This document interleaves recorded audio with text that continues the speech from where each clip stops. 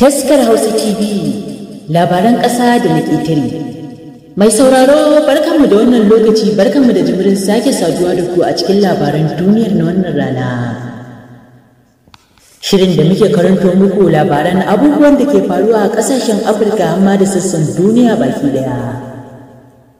Duka dai daga nan channel ɗinmu mai suna Taskar Hausa TV. Amma kafin mu je gajerin labaran da muke tafi da su a wannan rana, idan wannan ne kawo ziyarar ku na farko wannan channel namu mai albarka,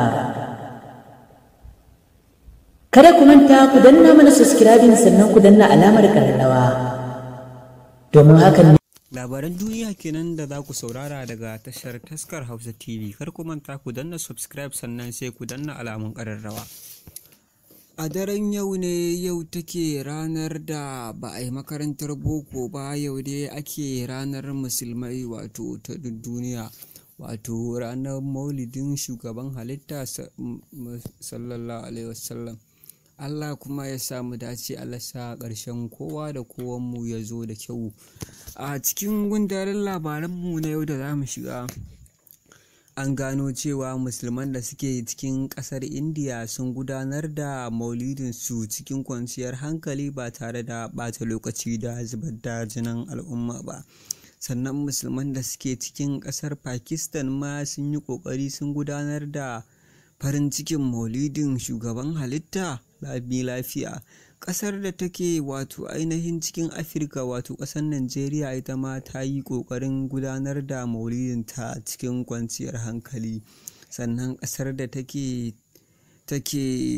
Kenya, musulman ciki sun gudanar da maulidinsu cikin kwanciyar hankali. Ƙasar da take Qatar kuma nan ma musulman su sun gudanar da wato maulidinsu cikin kwanciyar hankali.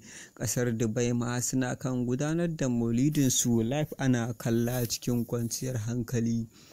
Hasali ma ƙasar China da ke da yawan wasu daga ɓangaren musulmai sun gudanar da maulidinsu cikin kwanciyar hankali.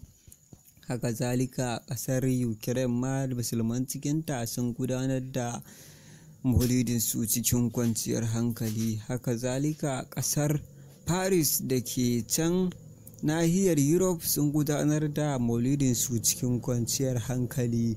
Haka in ka gangaro Afirka ma ƙasar da take cikin babbar ƙasar nan mai suna Nijar sun gudanar da maulidinsu cikin kwanciyar hankali. Haka zalika idan ka gangara Paris sun gudanar da maulidinsu cikin kwanciyar hankali.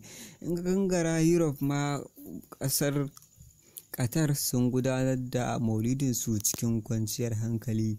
Har kuma ku danna subscribe sannan ku danna alamun ƙararrawa a tashar Taskar Hausa TV. Ta haka ne kaɗai za a dinga sanar da ku labaran duniya da zarar an ɗora. Muna matuƙar godiya.